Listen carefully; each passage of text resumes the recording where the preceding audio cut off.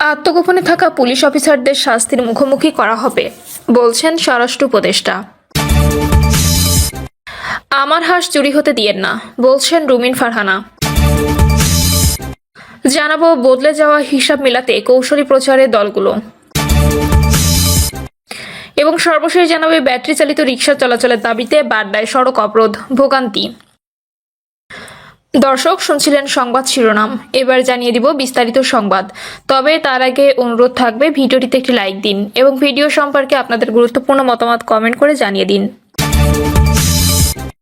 আত্মগোপনে থাকা পুলিশ অফিসারদের শাস্তির মুখোমুখি করা হবে বলছেন স্বরাষ্ট্র উপদেষ্টা। স্বরাষ্ট্র উপদেষ্টা লেফটেন্যান্ট জেনারেল মোহাম্মদ জাহাঙ্গীর আলম চৌধুরী বলেছেন, গত 5ই আগস্টের পরে বাংলাদেশ পুলিশ একাডেমি থেকে কয়েকজন অফিসার আত্মগোপনে চলে গেছেন। তাদের খুঁজে বের করে কঠিন শাস্তির মুখোমুখি করা হবে। বেআইনি অস্ত্র উদ্ধারে পুলিশ বাহিনী কাজ করছে। 5ই আগস্ট পুলিশ বাহিনীর কাছ থেকে যেসব অস্ত্র হারিয়েছে সেগুলো যাতে নির্বাচনে কোনো সন্ত্রাসী ব্যবহার করতে না পারে সেদিকে কঠোর লক্ষ্য রাখা হয়েছে। স্বরাষ্ট্র উপদেষ্টা জাহাঙ্গীর আলম বলেন, আসন্ন জাতীয় সংসদ নির্বাচনে সততা, নিরপেক্ষতা ও পেশাদারিত্বের মাধ্যমে দায়িত্ব পালনে পুলিশ বাহিনী সম্পূর্ণ প্রস্তুত রয়েছে। ত্রয়োদশ জাতীয় সংসদ নির্বাচনে প্রায় 1.5 শতাধিক পুলিশ সদস্য আইন শৃঙ্খলা নিয়ন্ত্রণের দায়িত্ব পালন করবে। তিনি বলেন, পুলিশের কাছে জাতির প্রত্যাশা অনেক বেশি। আপনারা সততা ও অনুষ্ঠানের সঙ্গে দায়িত্ব পালন করে যাবেন। বাংলাদেশ পুলিশ কোনো রাজনৈতিক দলের বাহিনী নয়, কোনো স্বার্থান্বেষী গোষ্ঠীর রক্ষকও নয়। পুলিশ বাহিনী জনগণের বেতনভুক্ত কর্মচারী এবং জনগণের সেবাই তাদের মূল দায়িত্ব। কোনো প্রার্থী বা এজেন্টের কাছ থেকে কোনো প্রকার অবৈধ সুযোগ গ্রহণ করবেন না, এমনকি দায়িত্ব পালনে ব্যর্থ বা তাদের কোনো প্রকার প্রতিনিধিত্ব কাছে খাবারও গ্রহণ করবেন না। কেন্দ্রে কোনো রকম বিশৃঙ্খলা হলে রিটার্নিং অফিসার বা সহকারী রিটার্নিং অফিসারের পরামর্শ নিয়ে সর্বোচ্চ দায়িত্ব পালন করবেন। আমার হাঁস চুরি হতে দিয়েন না বলছেন রুমিন ফারহানা। জাতীয়তাবাদী দল বিএনপি থেকে সদ্য বহিষ্কৃত কেন্দ্রীয় সহ আন্তর্জাতিক বিষয়ক সম্পাদক ব্যারিস্টার রুমিন ফারহানা বলেন, আপনাদের সরস্বতীর বাহনকে আমি খুব মায়া করি। ছোটবেলা থেকে আমি আমার বাড়িতে রাজহাঁস পালি। আমার 20টি হাঁস ছিল, এর মধ্যে 8টি হাঁস চুরি করে নিয়ে গেছে। আমি মামলা করে চোরকে ধরে জেলে দিয়েছিলাম, কিন্তু এইবার যেন আর আমার হাঁস চুরি না হয় সেটার জন্য আপনাদের কাছে আমার হাত জোর অনুরোধ, আমার হাঁসটা আপনারা দেখিয়েন। রুমিন ফারহানা বলেন, বিজয়নগর উপজেলা 2 ইউনিয়ন ব্রাহ্মণবাড়িয়া 2 নির্বাচনী আসনে যুক্ত হওয়ায় কারো কারো মনে হয়তো কষ্ট আসছে। আমি ব্রাহ্মণবাড়িয়া 2 আসনে আপনাদের ভালোবেসে নিয়েছি। আমি আপনাদের ঘরের মেয়ে কষ্ট পেলে বকা দিয়েন, কিন্তু ঘরের বাহির করে দিয়েন না বলে তিনি আবেগঘন বক্তব্য প্রদান করেন। এ সময় তিনি আরও বলেন, 71-এ আমরা জাত দেখে লড়াই করিনি। 1971 সালে মহান মুক্তিযুদ্ধের সময় হিন্দু, বৌদ্ধ, খ্রিস্টান সকল ধর্মের মানুষের অংশগ্রহণ ছিল। সবার রক্ত এই মাটিতে মিশে আছে। তাই আমি সবসময় বলি, এই মাটিতে সবার সমান অধিকার রয়েছে। সুতরাং সংখ্যাগুরু আমি বিশ্বাস করি না। বদলে যাওয়া হিসাব মেলাতে কৌশলী প্রচারের দলগুলো। নির্বাচনে জিততে হলে ভোটারের মন জয় করতে হবে। এই কাজে নিজেদের আদর্শ অবস্থান সামনে রেখে কৌশল ঠিক করে দলগুলো। প্রচারে ভিন্নতা ও নতুনত্বের থাকে নজর। অভ্যুত্থান পরবর্তী ভিন্ন প্রেক্ষাপটে এবারের নির্বাচনেও তাই নিজেদের মতো করে কৌশল ঠিক করে প্রচার শুরুর প্রস্তুতি নিচ্ছে বিএনপি, জামায়াতে ইসলামী ও জাতীয় নাগরিক পার্টি।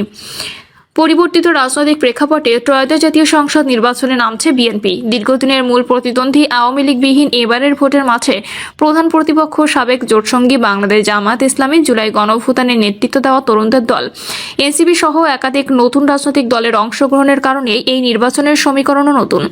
রাজনৈতিক এই নতুন বিন্যাসে ভোটারদের মনস্তত্ত্ব, প্রতিপক্ষের ভোট ব্যাংক এবং নতুন প্রজন্মের রাজনৈতিক প্রত্যাশা সবকিছু হিসাব কষে এবার প্রচারের কৌশল সাজিয়েছে বিএনপি। দলটির নীতি নির্ধারকেরা বলছেন, এবার নির্বাচনী প্রচারে বিএনপি মানুষের প্রয়োজনের অধিক গুরুত্ব দেবে। জানতে চাইলে বিএনপির স্থায়ী কমিটির সদস্য ইকবাল হাসান মাহমুদ টুকু বলেন, প্রচারে আমাদের ফোকাসটা হচ্ছে মানুষের যেটা দরকার। আমরা যে ফ্যামিলি কার্ডের কথা বলেছি, আরও সুযোগ সুবিধার কথা বলেছি, সেটা মানুষের কাছে পৌঁছানো। নির্বাচন কমিশনের ঘোষিত তফসিল অনুযায়ী আগামী 12ই ফেব্রুয়ারি সংসদ নির্বাচন ও গণভোট। 21শে জানুয়ারি প্রার্থীদের প্রতীক বরাদ্দ দেওয়ার পরদিন 22শে জানুয়ারি থেকেই নির্বাচনী প্রচারে নামতে পারবে দলগুলো। প্রচার চলবে 10 ফেব্রুয়ারি সকাল পর্যন্ত। দলীয় সূত্রগুলো বলছে, সময় এবং প্রয়োজনের সঙ্গে মিল রেখে বিএনপিও যে বদলে গেছে সেটা দলের নির্বাচনী প্রচারের প্রতিফলিত হবে। পরিবর্তিত প্রেক্ষাপটে বিএনপির পরিবর্তন এবং কর্মকাণ্ডে এরই মধ্যে বিষয়টি উঠে এসেছে। নির্বাচনী ইস্তেহারও সাজানো হয়েছে সেভাবেই। সেখানে সামনে আনা হচ্ছে রাষ্ট্রকাঠামো সংস্কার, অর্থনৈতিক স্থিতিশীলতা, কর্মসংস্থান ও নাগরিক অধিকার পুনরুদ্ধারের প্রতিশ্রুতি। কার্যক্রম নিষিদ্ধ আওয়ামী লীগ ভোটের মাঠে নেই। বিএনপি প্রধান প্রতিপক্ষ এবার জামায়াতে ইসলামী। দলটি ধর্মভিত্তিক আবেগসহ নানা বিষয় ব্যবহার করছে।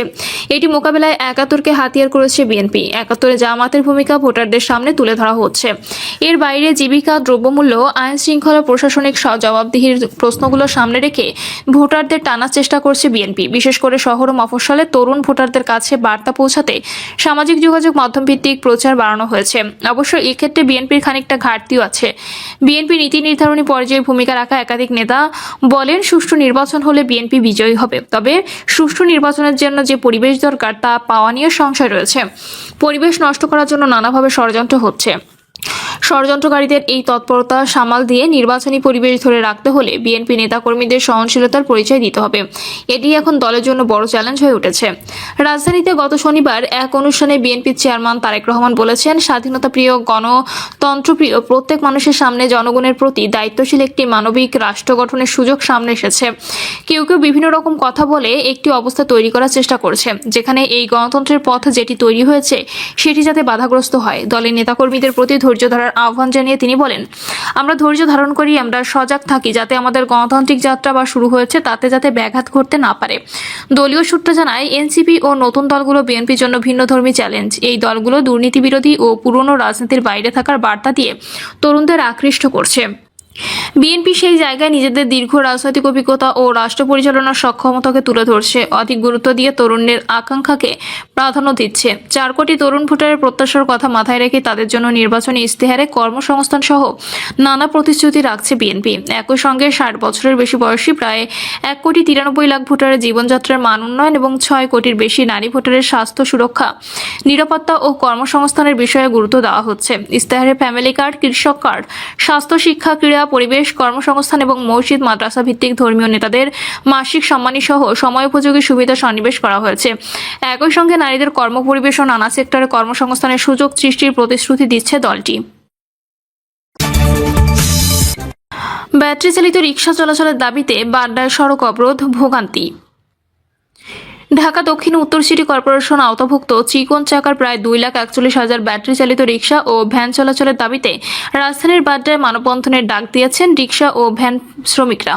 তবে মানববন্ধনের কথা থাকলেও এক পর্যায়ে তারা সড়ক অবরোধ নামেন। ফলে এই এলাকায় তীব্র যানজটের সৃষ্টি হয়েছে। পুলিশই জানায়, শ্রমিকদের কর্মসূচিতে সড়ক অবরোধের পূর্ব কোনো ঘোষণা ছিল না।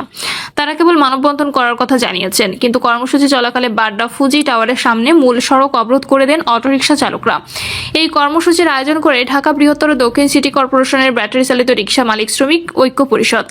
সংগঠনটির দাবি, দীর্ঘদিন ধরে চিকন চাকার ব্যাটারি রিকশা চলাচলে নানা বিধিনিষেধ আরোপ করা হচ্ছে, যা শ্রমিকদের জীবিকা নির্বাহে বড় বাধা হয়ে দাঁড়িয়েছে। এদিকে ট্রাফিক গুলশান বিভাগ এক বিজ্ঞপ্তিতে জানায়, বাড্ডা ফুজি টাওয়ারের সামনে মূল সড়ক অবরোধ থাকায় ওই রুট ব্যবহারকারী যাত্রীদের বিকল্প সড়ক ব্যবহারের অনুরোধ জানানো হচ্ছে। একই সঙ্গে হাতে পর্যাপ্ত সময় নিয়ে বের হওয়ার পরামর্শ দেওয়া হয়। প্রিয় দর্শক, এই ছিল এখনকার সর্বশেষ সংবাদ। আপডেট সব সংবাদ পেতে চ্যানেলটি সাবস্ক্রাইব করে বেল আইকনটি ক্লিক করে রাখুন।